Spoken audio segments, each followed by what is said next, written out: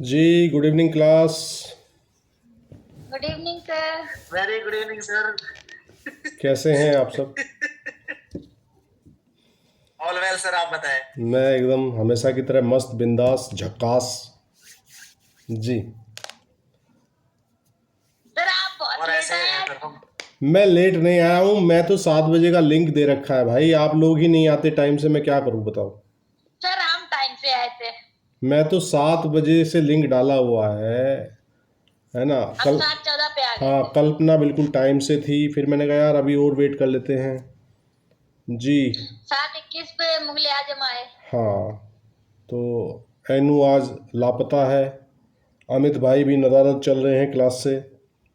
ज्योतिका जी welcome, आपका स्वागत। Actually ये विनीता जी हैं जो ज्योतिका नाम से आईडी है, और ये हमारी क्लास की जो है रेगुलर मेंबर रही हैं। पीछे कुछ वजह से क्लास से बाहर चल रही थी, क्लास में नहीं ज्वाइन कर पा रही थी। अ, अब दोबारा ज्वाइन कर रही हैं। जी विनीता जी कैसी हैं आप?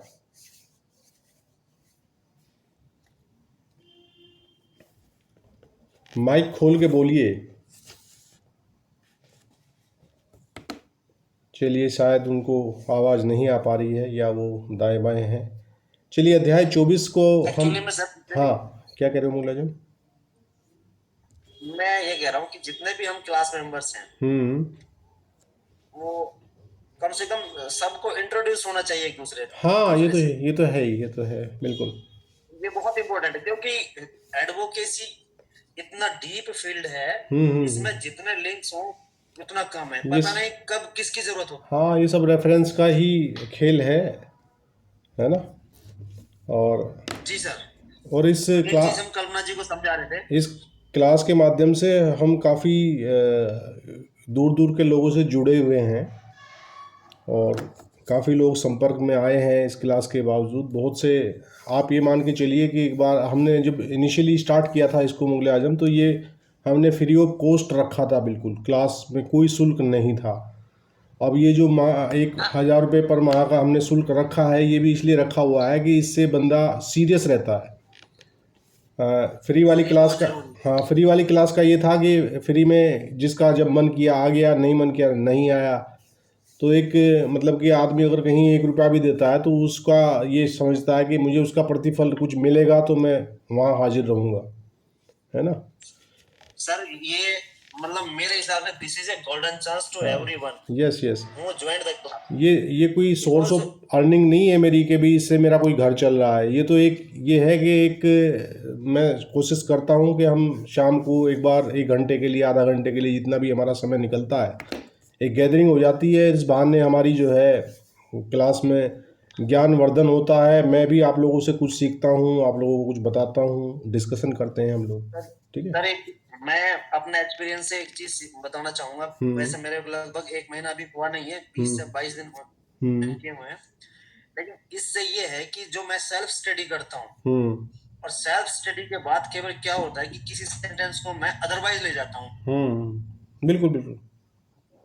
वो वो क्लियरिफाई हो जाता है। वो उसको बोलते हैं मिसकंसेप्शन। अगर हमने मिसकंसेप्शन बना लिया, कोई अपने हिसाब से पढ़ लिया किसी चीज़ को, यहाँ डिस्कशन हो जाता है, मुद्दे पे विचार आते जी हैं अलग सर। अलग, है ना। और हम पढ़ने से ज्यादा जो डिस्कशन करते हैं उससे ज्यादा मुझे तो कलेक्शन उससे ज्यादा मिलता है। बिल्कुल बिल्कुल। तो चलिए आज अध्याय 25 हम लोग स्टार्ट करने जा रहे हैं सीआरपीसी का। और इस अध्याय 25 में जो बात की गई है वो provisions as to accused persons of unsound mind. ये विकृत चित्त अभियुक्त व्यक्तियों के बारे में जो प्रोसीजर है, प्रक्रिया है, उसके बारे में ये अध्याय बात करता है। इस अध्याय में कुल 12 सेक्शन हम लोग पढ़ेंगे, और ये अति महत्वपूर्ण चैप्टर है। इसमें से आपका जो है मेंस में सवाल बनता है, और मेंस में सवाल कई बार आया भी है। ठीक है ना। तो ये उन व्यक्तियों की बात करता है जो एक्यूज्ड हैं, और एक्यूज्ड क्या हुआ कि अनसाउंड माइंड हो गया कोई एक्यूज, तब उसके विषय में कोर्ट क्या प्रक्रिया अपनाएगी, उसके विषय में ये अध्याय 25 हमें बताएगा। इसकी पहली धारा देखते हैं। सेक्शन 328 बात करता है, ये कह रहा है procedure in case of accused being lunatic. अभियुक्त के पागल होने की दशा में प्रक्रिया 328 बता रहा है। ये कह रहा when a magistrate holding an inquiry has reason to believe that the person against whom the inquiry is being held is of unsound mind and consequently incapable of making his defense, the magistrate shall inquire into the fact of such unsoundness of mind and shall cause the such person to be examined by the civil surgeon of the district or such other medical officer as the state government may direct, and thereupon shall examine such surgeon or other officer as a witness and shall reduce the examination to writing। 328 कह रहा है कि जब जांच करने वाले magistrate को यह विश्वास करने का कारण है कि वह व्यक्ति जिसके विरुद्ध जांच की जा रही है विकृत चित्त है और परिणामतः अपनी प्रतिरक्षा करने में असमर्थ है। देखिए, हमें इसमें देखना क्या है कि वो इतना उसका विकृत चित्तता इस स्तर की होनी चाहिए कि वो अपना डिफेंस ना कर पाए, डिफेंस करने में असमर्थ हो। ये चीज़ मायने रखती है, ठीक है ना। तब मजिस्ट्रेट ऐसी चित्त विकृति के तथ्य की जांच करेगा और ऐसे व्यक्ति की परीक्षा उस जिले के सिविल सर्जन या अन्य ऐसे चिकित्सक अधिकारी द्वारा कराएगा जिसे राज्य सरकार निर्दिष्ट करे, और फिर ऐसे सिविल सर्जन या अन्य अधिकारी की साक्षी के रूप में परीक्षा करेगा और उस परीक्षा को लेखबद्ध करेगा। तो देखिए, मजिस्ट्रेट साहब तो स्वयं सक्षम नहीं है कि किसी व्यक्ति की वो विकृत चित्तता की जांच कर सकें, तो इस बाबत जो है वो जो डिस्ट्रिक्ट के सिविल सर्जन हैं या अन्य अधिकारी हैं, अन्य अधिकारी कौन होंगे वो आगे हम पढ़ेंगे, कौन कौन इसमें इस बात को तय करेंगे, तो फिर वो उनके पाले में गेंद जाएगी, क्योंकि मजिस्ट्रेट अपने आप में तो क्षमतावान नहीं है कि वो तय कर दे कि ये चिकृतवित है या कि नहीं है। तो इसके लिए चित्त विकृतता का जो जांच करेगा वो चूंकि मेडिकल साइंस का मामला है तो मेडिकल साइंस के लिए डॉक्टर्स के पास जाएगा मामला। अब इसमें इसकी उपधारा 1A जो इंसर्टेड की गई है वो, हाँ जी सर इसमें जो अभियुक्त है इसमें वर्ड यूज हो रहा है कि वह मजिस्ट्रेट होल्डिंग एन इंक्वायरी,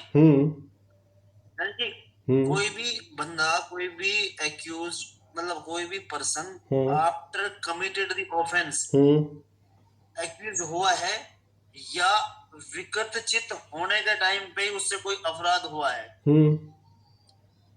और इसमें ट्रायल नहीं है, उसके लिए पहले इंक्वायरी है। ट्रायल तो बाद में जाएगा ना, है ना सर। भाई इंक्वायरी जो है वो अन्वेषण के बाद और परीक्षण से पहले की ही तो अवस्था है। जी सर, है ना। तो यहाँ इंक्वायरी की जाएगी, पहले जांच की जाएगी इस बाबत, अगर कोई मामला ऐसा आ रहा है। प्रैक्टिकल प्रोसीजर क्या होता है सर? जैसे प्रैक्टिकली हम कोर्ट में देखते हैं तो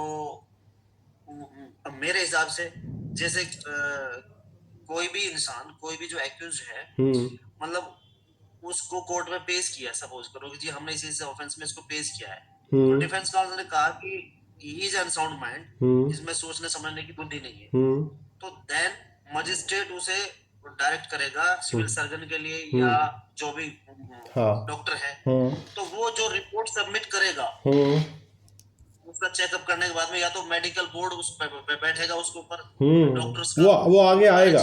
वो सारी चीजें अभी उपधारा 1A जो है वो ही डिस्कशन करने जा रही है।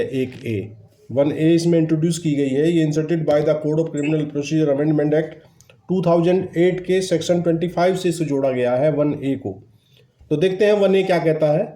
1A कह रहा है, if the civil surgeon finds the accused to be of unsound mind he shall refer such person to a psychiatrist or clinical psychologist for care, treatment and prognosis, ठीक है, of the condition, and the psychiatrist or clinical psychologist, as the case may be, shall inform the magistrate whether the accused is suffering from unsoundness of mind or mental retardation।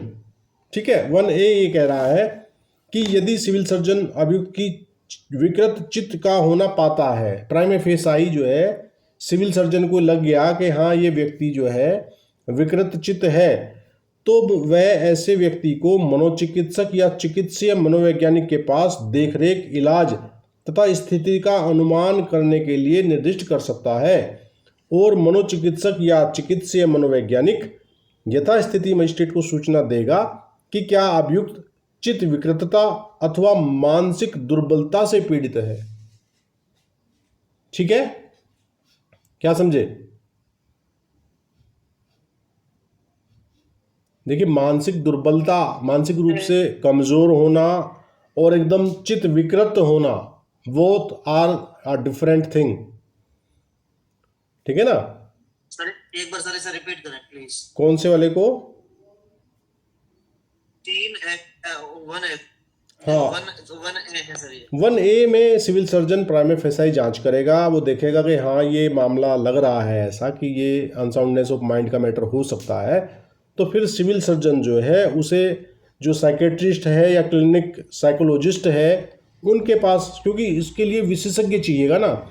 Civil surgeon जो है वो अपने आप में चित्त विकृतता के लिए specialise नहीं है। ये बिल्कुल जी सर। बिल्कुल मेडिकल साइंस की एक अलग धारा है, जो केवल मानसिक समस्याओं को देखते हैं, साइकेट्रिस्ट, क्लिनिकल साइकोलॉजिस्ट। तो ये उनके पास रेफ़र किया जाएगा। फिर वो जांच करेंगे, वो इस बात की जांच करेंगे कि ये जो अभियुक्त व्यक्ति है वो चित्त विकृतता से पीड़ित है या केवल मानसिक दुर्बलता से पीड़ित है।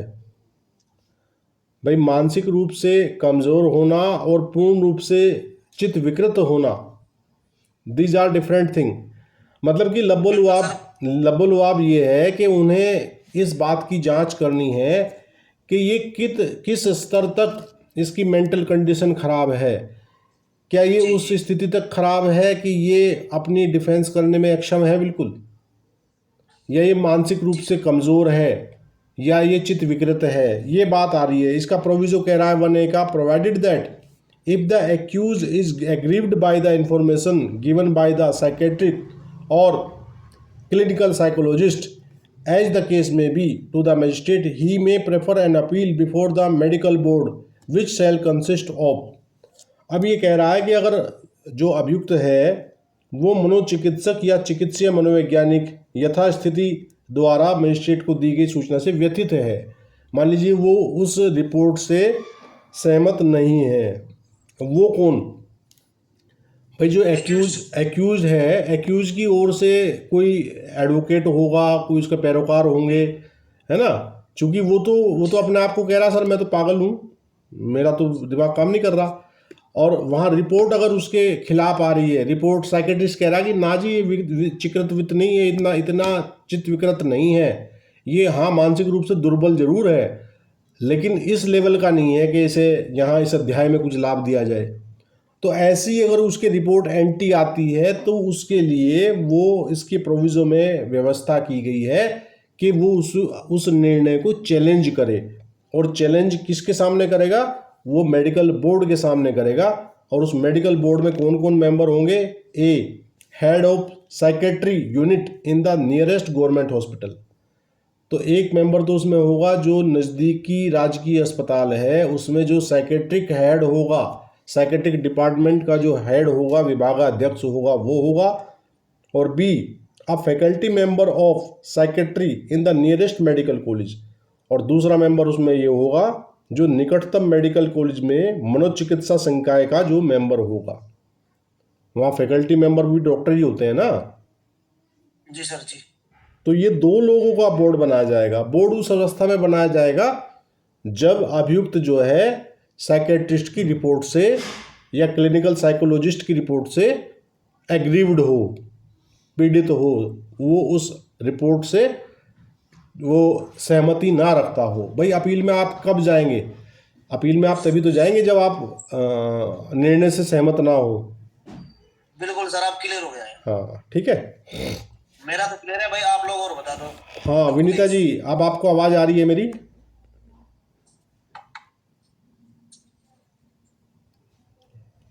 कल्पना?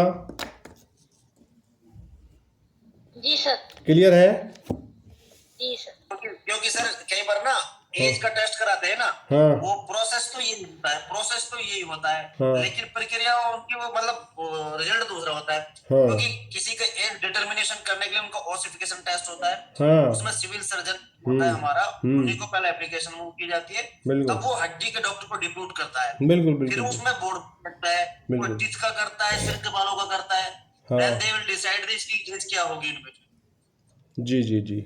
चलिए उपधारा 2 देखते हैं।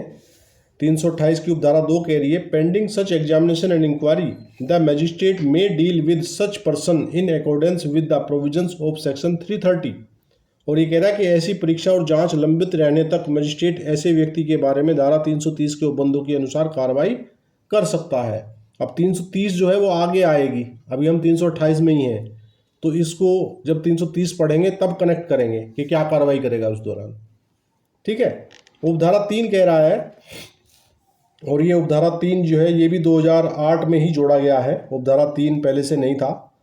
उपधारा 3 कह रहा है कि if such magistrate is informed that the person referred to in subsection 1A is a person of unsound mind, the magistrate shall further determine whether the unsoundness of mind renders the accused incapable of entering defense, and if the accused is found so incapable, the magistrate shall record a finding to that effect and shall examine the board of evidence produced by the prosecution, and after hearing the advocate of the accused but without questioning the accused, if he finds that no prima facie case is made out against the accused, he shall, instead of postponing the inquiry, discharge the accused and deal with him in the manner provided under section 330।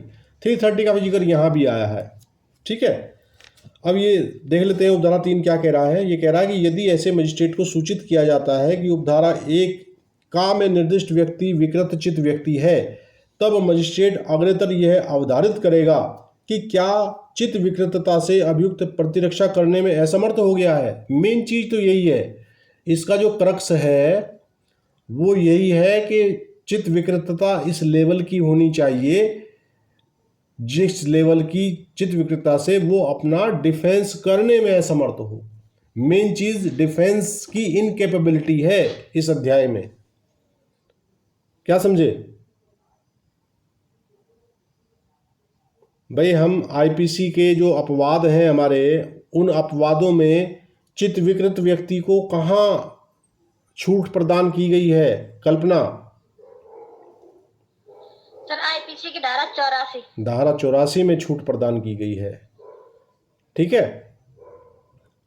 और वहाँ छूट प्रदान करने में क्या लिखा हुआ है कि कोई बात अपराध नहीं है जो किसी ऐसे व्यक्ति के द्वारा की जाए जो विकृत चित्त हो। और वहाँ विकृत चित्तता जब हमने पढ़ी थी आईपीसी में, कल्पना आपके ध्यान होगा, तो हमने वहाँ 2 प्रकार की चित्त विकृतता के विषय में बात की थी। एक तो मेडिकल अनसाउंडनेस और एक लीगल अनसाउंडनेस। और वहाँ हमने ये भी बताया था कि मेडिकली अनसाउंड व्यक्ति तो आपको 100 लोगों की आप जांच कराओगे तो 98 लोगों में कुछ ना कुछ 100% प्योर माइंड किसी का नहीं मिलेगा आपको। क्यों मुगल आजम? बिल्कुल सर। कुछ ना कुछ लेकुना, कुछ ना कुछ कमी हर व्यक्तित्व के माइंड में आपको मिल जाएगी।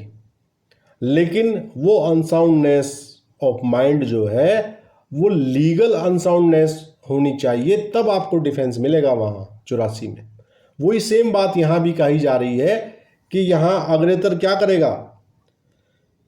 तब मजिस्ट्रेट अग्रेतर यह अवधारित करेगा कि क्या चित्त विकृतता से अभियुक्त प्रतिरक्षा करने में असमर्थ हो गया है, और यदि अभियुक्त को इतना असमर्थ पाया जाता है तब मजिस्ट्रेट उस भाव का निष्कर्ष अभिलिखित करेगा और अभियोजन द्वारा पेश किए गए साक्ष्य के अभिलेख का परीक्षण करेगा तथा अभियुक्त के अधिवक्ता को सुनने के पश्चात, किंतु अभियुक्त से प्रश्न किए बिना, अभियुक्त से प्रश्न नहीं करेगा, वहाँ एडवोकेट को सुनेगा। यदि वह पाता है कि अभियुक्त के विरुद्ध कोई प्रथम दृष्टा का मामला नहीं प्रकट होता है, तब वह जांच को स्थगित करने के बजाय अभियुक्त को उन्मोचित कर देगा और उस पर ऐसी रीति से विचार करेगा जैसा कि धारा 330 के अंतर्गत उपबंधित है। अब 330 आगे पढ़ेंगे तब देखेंगे 330 क्या कहेगा। क्लियर है भाई? उपधारा 3 समझ आ गया? जी सर।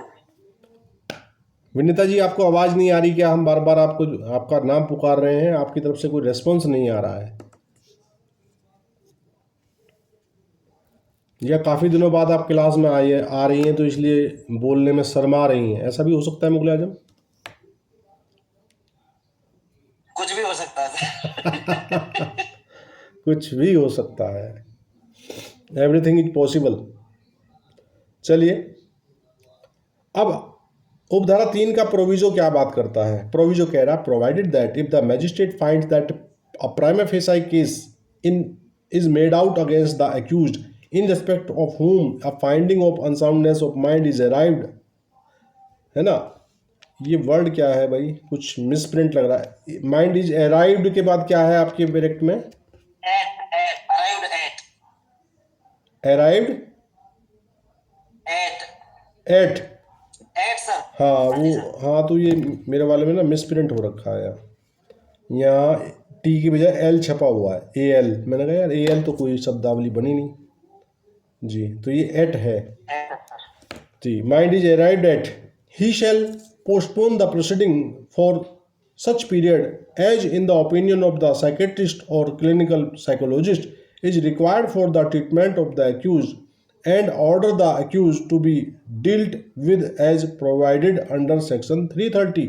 ये 330 का जिक्र बार बार आ रहा है। तो ये कह रहा भाई, इसका मतलब तो सर, इसका मतलब तो ये होगा कि वो जब तक वो उसका दिमाग अगर ठीक हो सकता है दवाई दारू से, तब तक उसकी कार्रवाई पोस्टपोन कर देगा अल्टीमेटली।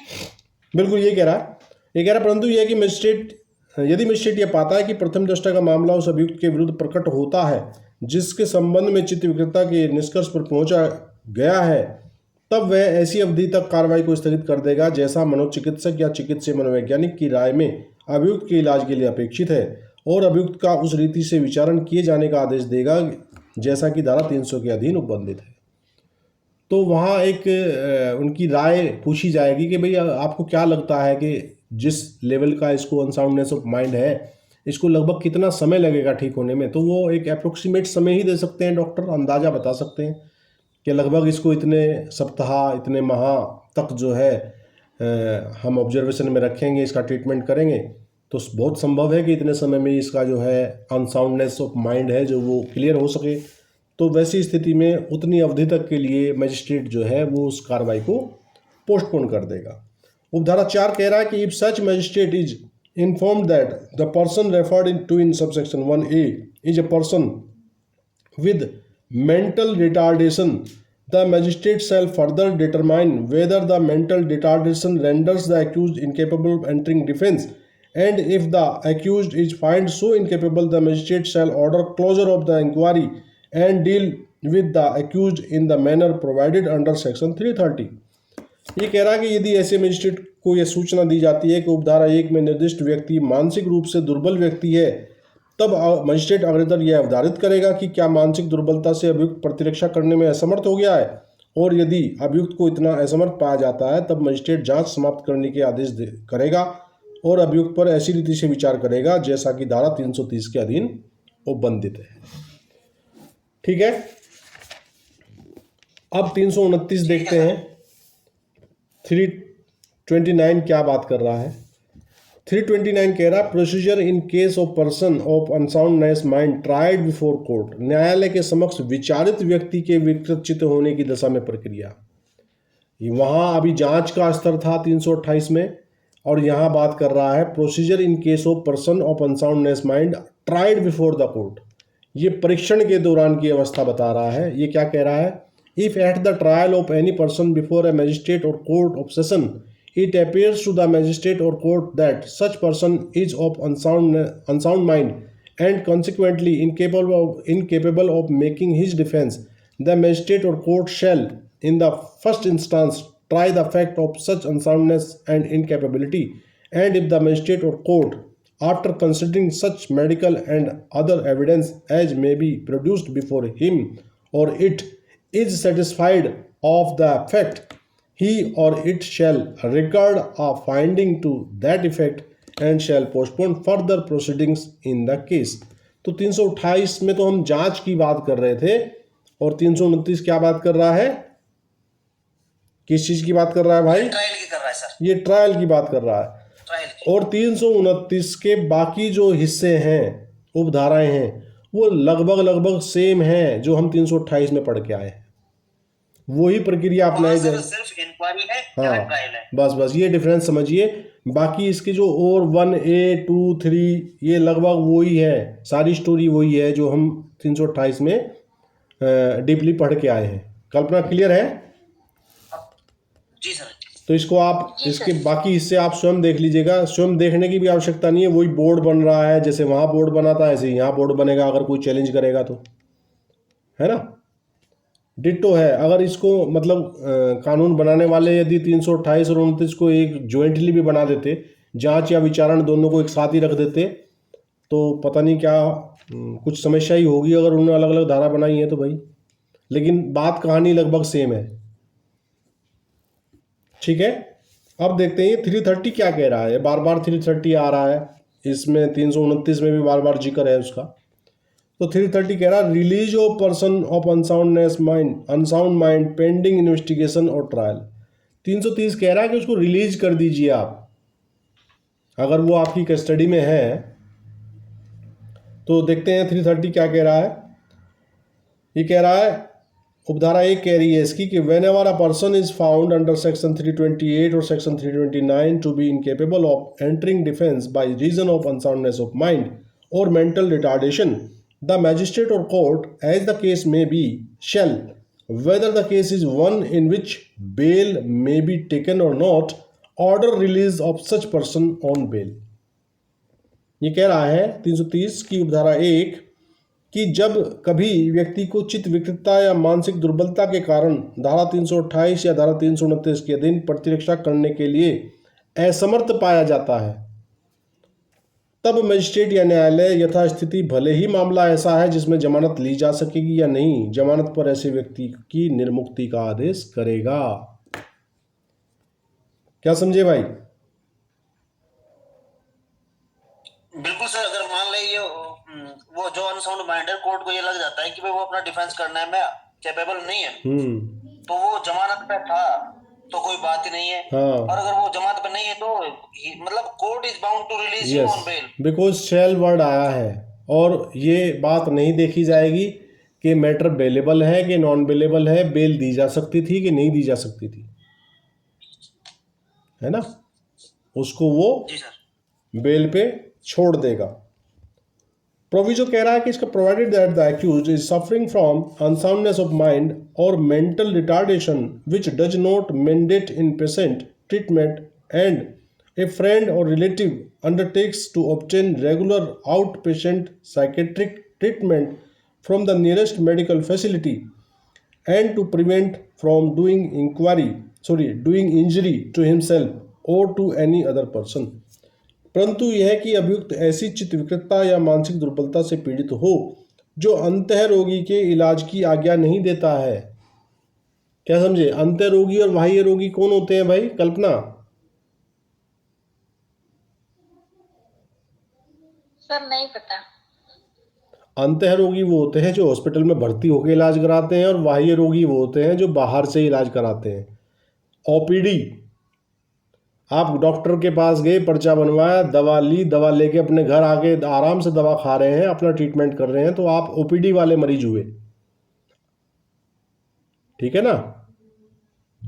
और हाँ, आप आउट पेशेंट हैं और जो इस अवस्था में है कि उनको भर्ती करके उनका इलाज डॉक्टरों के निर्देश में वहीं कराया जाए, तो आप इन पेशेंट हैं, आप अंतः रोगी हैं।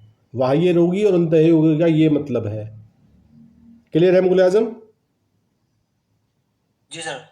हाँ, तो कह रहा जो अंतः रोगी के इलाज की आज्ञा नहीं देता है और कोई मित्र या नातेदार निकटतम चिकित्सा सुविधा से नियमित बाह्य रोगी मनोचिकित्सा इलाज लेने तथा स्वयं को अथवा किसी अन्य व्यक्ति को क्षति कारित करने से निवारण करने का वचन दे, तो जो उसका रिश्तेदार होगा, जो मित्र होगा, वो ये वचन देगा कि इसका बाह्य रोगी के रूप में हम इलाज कराएंगे और ये प्रयत्न करेंगे कि ये किसी अन्य व्यक्ति को कोई क्षति ना पहुंचाए और ना स्वयं को क्षति पहुंचाए। ठीक है, इज दैट क्लियर? जी सर। उपधारा 2 इसकी कहती है भाई, if the case is one in which, in the opinion of the magistrate or court, as the case may be, bail cannot be granted, or if an appropriate undertaking is not given, he or it shall order the accused to be kept in such a place where regular psychiatric treatment can be provided, and shall report the action taken to the state government. ये कह रहा है कि यदि मामला ऐसा है कि जिसमें मजिस्ट्रेट या न्यायालय यथास्थिति की राय में जमानत नहीं स्वीकृत की जा सकती है, या यदि समुचित बंदपत्र नहीं दिया जाता है। बंदपत्र कौन सा? पिछली धारा में जो हम पढ़ के आए हैं। बंदपत्र कौन देगा? उसका कोई रिलेटिव देगा, कोई उसका अंडरटेकर देगा, वही तो बंदपत्र देगा इस आशय का। तब वह या यह अभियुक्त को ऐसे स्थान में रखे जाने का आदेश करेगा जहां नियमित मनोचिकित्सा इलाज प्रदान की जा सकती है, और राज्य सरकार को कृत कार्रवाई की रिपोर्ट देगा। तो फिर उसको ऐसे स्थान पर रखा जाएगा जहां उसको मनोचिकित्सा इलाज, मेडिकल कॉलेज में उसको शिफ्ट कर देगा कि भाई वहाँ रखो इसको, और राज्य सरकार को इन्फॉर्म कर देगा। प्रोविजो कह रहा है, provided that no order for the detention of the accused is in a lunatic asylum shall be made otherwise than in accordance with such rules as the state government may have made under the Medical Health Act 1987। ये कह रहा है परंतु यह कि किसी पागल खाने में अभियुक्त के निरुद्ध किए जाने के हेतु कोई आदेश ऐसे नियमावली के अनुसार के सिवाय नहीं दिया जाएगा जैसा कि राज्य सरकार ने मानसिक स्वास्थ्य अधिनियम के अधीन निर्मित किया हो।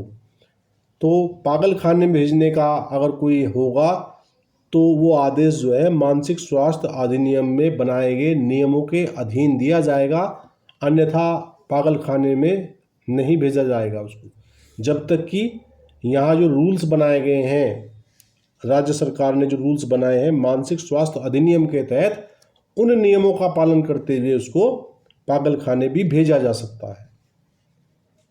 ठीक है ना? बिल्कुल सर। लेकिन सर ज्यादातर जैसे मान लो कोई हिल क्राइम में हो जाता है ना, तो उसको पागल खाने भेजते हैं। कौन बिल देता है?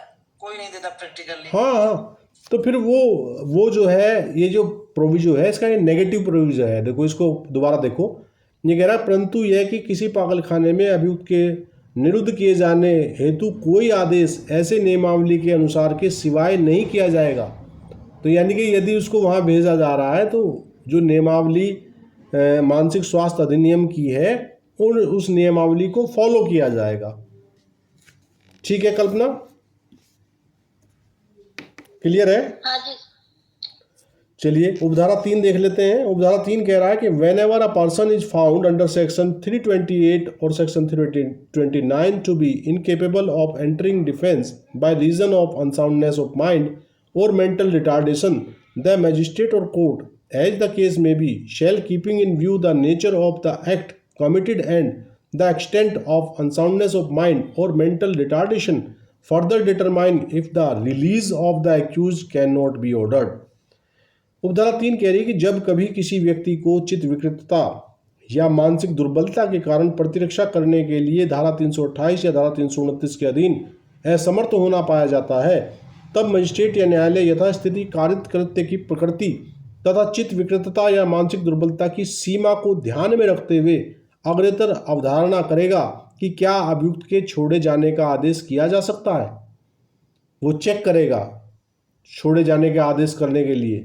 और इसका प्रोविजो क्या कह रहा है? 3 का प्रोविजो कह रहा है कि provided that if on the basis of medical opinion or opinion of a specialist the magistrate or court, as the case may be, decide to order discharge of the accused as provided under section 328 or section 329, such release may be ordered if sufficient security is given that the accused shall be prevented from doing injury to himself or to any other person।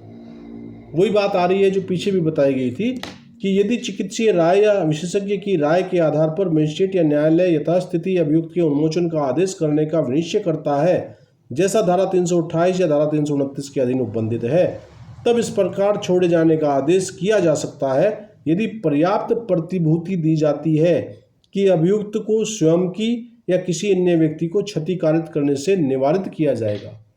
मतलब कोई आके इस बात की जमानत दे कि अगर आप इसको छोड़ेंगे तो हम इसकी व्यवस्था ऐसी रखेंगे कि ये खुद को ना कोई क्षति पहुंचा ले या किसी अन्य व्यक्ति को कोई इंजरी ना कर दे, कोई क्षति ना पहुंचा दे।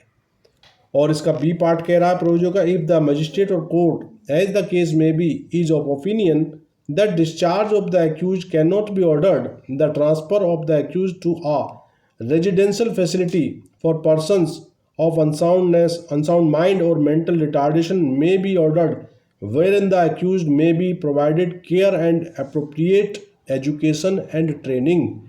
और ये कह रहा है कि यदि मजिस्ट्रेट या न्यायालय यथास्थिति की यह राय है कि अभियुक्त के उन्मोचन का आदेश नहीं दिया जा सकता है, तब अभियुक्त के चित्त विकृत या मानसिक दुर्बलता वाले व्यक्तियों के आवासीय सुविधा में स्थानांतरण का आदेश किया जा सकेगा, जहां अभियुक्त की देखरेख की जा सके तथा उसे समुचित शिक्षा एवं प्रशिक्षण प्रदान किया जा सके।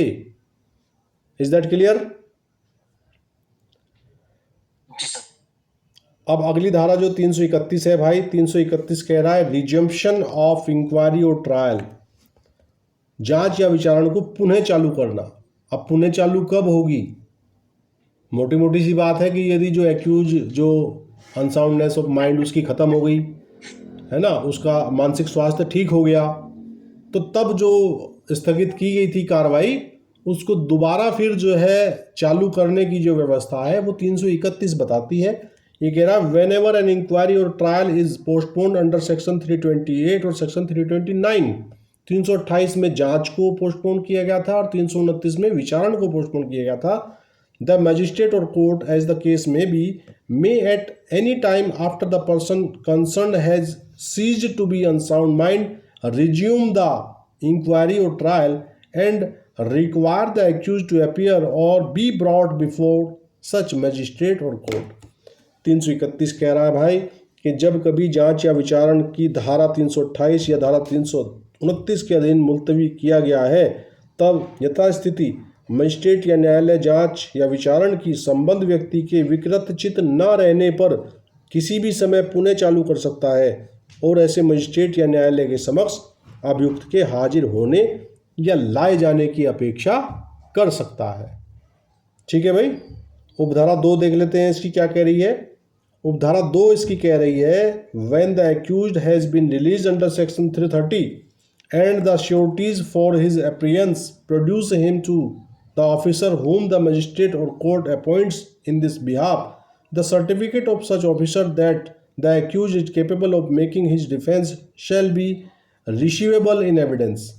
और ये कह रहा है जब अभियुक्त धारा 330 के अधीन छोड़ दिया गया है और उसकी हाजिरी के लिए प्रतिभू उसे उस अधिकारी के समक्ष पेश करते हैं जिसे मजिस्ट्रेट या न्यायालय ने इस निमित्त नियुक्त किया है, तब ऐसे अधिकारी का यह प्रमाण पत्र कि अभियुक्त अपनी प्रतिरक्षा करने में समर्थ है साक्ष्य में लिए जाने योग्य होगा। तो यानी कि उसका जो सर्टिफिकेट आएगा वो सर्टिफिकेट रिकॉर्ड पे लिया जाएगा, जिस सर्टिफिकेट के माध्यम से उसको ये बताया गया है कि he is no more unsoundness mind, मतलब अब ये आप ठीक है बंदा अब ये अपनी प्रतिरक्षा करने में समर्थ है, तो उसकी वैसी समर्थता का जो प्रमाण पत्र है वो एविडेंस के तौर पर रिकॉर्ड पे लिया जाएगा। और अगली धारा 332 बात करती है procedure on accused appearing before magistrate और कोर्ट। ये कह रहा है if when the accused appears or is again brought before the magistrate और कोर्ट एज द केस में बी, द मजिस्ट्रेट और court considers him capable of making his defence, the inquiry or trial shall proceed. तो 332 कह रही है कि जब अभियुक्त यथास्थिति मजिस्ट्रेट या न्यायालय के समक्ष हाजिर होता है या पुनः लाया जाता है, तब यदि मजिस्ट्रेट या न्यायालय का यह विचार है कि वह अपनी प्रतिरक्षा करने में समर्थ है तो जांच या विचारण को आगे बढ़ाया जाएगा। समझिए, वो जो बीच का गैप आ गया था, अब गैप आने के बाद जहां पर कहानी ख़त्म हुई थी वहीं से कहानी पुनः शुरू हो जाएगी। और उपधारा 2 कह रही है इफ़ द मजिस्ट्रेट और court considers the accuse to be still incapable of making his defence the magistrate or court shall act according to the provisions of section 328 or section 329 as the case may be, and if the accused is found to be of unsound mind and consequently incapable of making his defense, shall deal with such accused in accordance with the provisions of section 330। और इसकी उपधारा 2 कह रही है कि यदि court के सामने लाए जाने पर कोर्ट को फिर ऐसा ही प्रतीत हो रहा है कि भाई ये तो जैसा पहले था ऐसा कि ऐसा ही है, इसमें कोई अंतर नहीं आया, तो फिर वही प्रक्रिया दोबारा अपनाते हुए उसे 330 के 28 के 29 के उपबंध इस्तेमाल में लाए जाएंगे। ठीक है भाई जी, क्लियर है? 332 बिल्कुल क्लियर है सर। हाँ हमारा ये सारा चैप्टर जो है सिर्फ मेडिकल एविडेंस के इर्द गिर्द घूम रहा है। बस अगर डॉक्टर ने या बोर्ड ने कह दिया ये अनसाउंड माइंड है तो एक सेक्शन में उसका ट्रायल पोस्टपोन कर दिया, अगर वो ठीक हो जाता है तो उसको 331 के तहत जांच चालू किया जाएगा। बिल्कुल 332 में वो कोर्ट के समक्ष फिर हाजिर हो जाएगा, फिर कोर्ट को अगर 1-2 के अनुसार ऐसा लगता है फिर वापस 330 पे चला जाएगा। बस ये इसी तरह सर लिमिटेशन एक्ट में भी तो दिया गया है। हाँ 6 में अगर वो निर्योग्यता से घिर जाता है तो बिल्कुल जो समय काल है वो रुक जाएगा और ठीक हो जाता है तो फिर शुरू हो जाएगा। बिल्कुल सही पकड़े हैं। अब इसकी अगली धारा जो है वो 333 ये कह रहा है when accuse appears to have been of sound mind, जब यह प्रतीत हो कि अभियुक्त स्वस्थ चित्त रहा है तब क्या बात होगी। ये कह रहा है when the accused appears to be of sound mind at the time of inquiry or trial and the magistrate is satisfied from the evidence given before him that there is reason to believe that the accused committed an act which if he had been of sound mind would have been an offence, and that he was at the time when the act was committed by reason of unsoundness of mind incapable of knowing the nature of the act, or that it was wrong or contrary to law, the magistrate shall proceed with the case, and if the accused ought to be tried by the court of session, commit him for trial before the court of session। 333 कह रहा है कि जब अभियुक्त जांच या विचारण के समय स्वस्थ चित्त प्रतीत होता है, जांच या विचारण के समय, और मजिस्ट्रेट का अपने समक्ष दिए गए साक्ष्य से समाधान हो जाता है कि यह विश्वास करने का कारण है कि अभियुक्त ने ऐसा कार्य किया है जो यदि वह स्वस्थ चित्त होता तो अपराध होता, और यह कि वह उस समय जब वह कार्य किया गया था चित्त विकृति के कारण उस कार्य का स्वरूप या यह जानने में असमर्थ था कि वह दोषपूर्ण या विधि के प्रतिकूल है, तब मजिस्ट्रेट मामले में आगे कार्रवाई करेगा, और यदि अभियुक्त का विचारण सेशन न्यायालय द्वारा किया जाना चाहिए तो उसे सेशन न्यायालय के समक्ष विचारण के लिए सुपुर्द करेगा। Is that clear?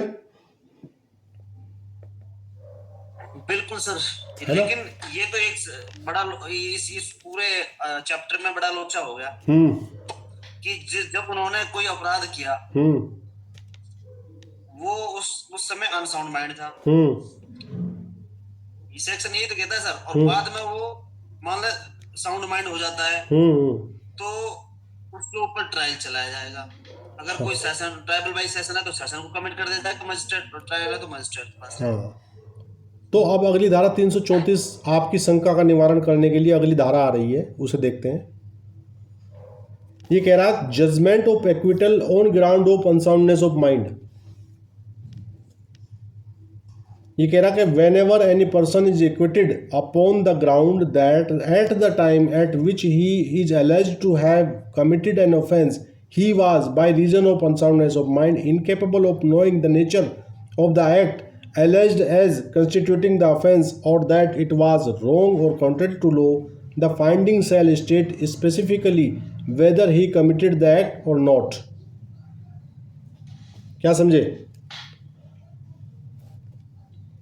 धारा 84 में जो अपवाद बताया है चैप्टर नंबर 4 आईपीसी में, वहाँ यही तो बताया है कि यदि कृत्य करते समय वो व्यक्ति इतना अनसाउंडनेस ऑफ माइंड उसका है कि वो उसकी नेचर नहीं समझ पा रहा है, परिणाम नहीं समझ पा रहा है, ऐसा कृत्य विधि के प्रतिकूल है, ये जानने समझने में असमर्थ है, तभी तो उसको वहाँ पूर्णतः छूट मिली हुई है।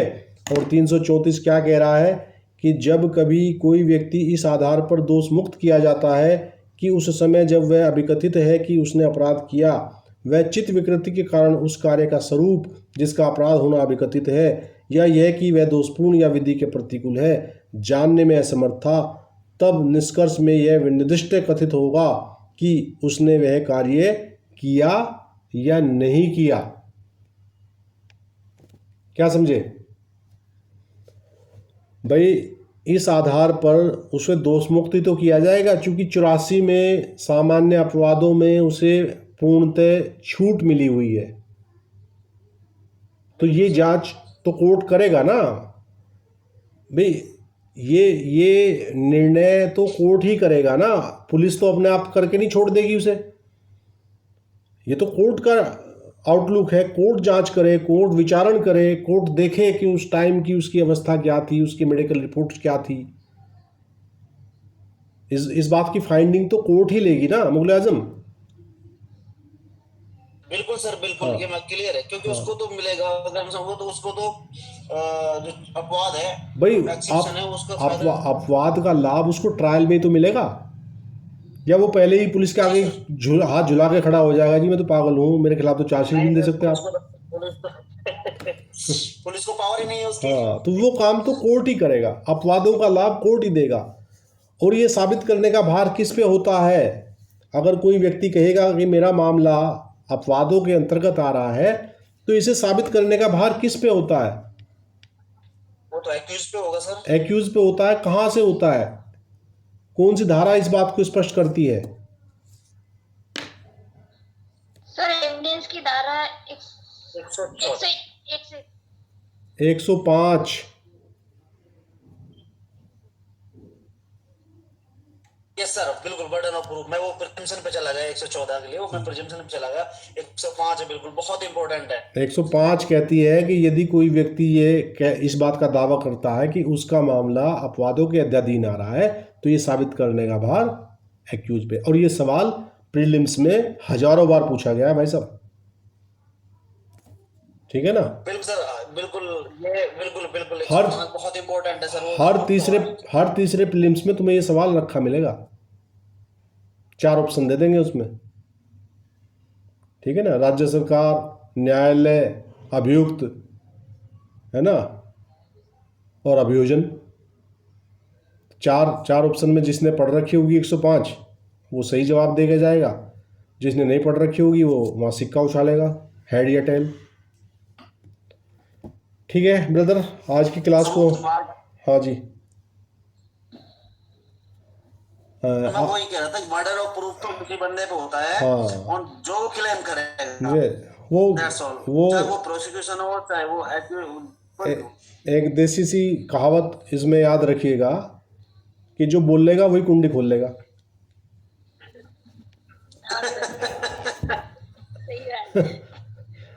बिल्कुल सर। तो चलिए आज की क्लास को हम यही विराम देते हैं, मिलते हैं अगली क्लास में। आप सभी को शुभकामनाएं, good night, all the best, शब्बा खैर, जय हिंद, जय भारत।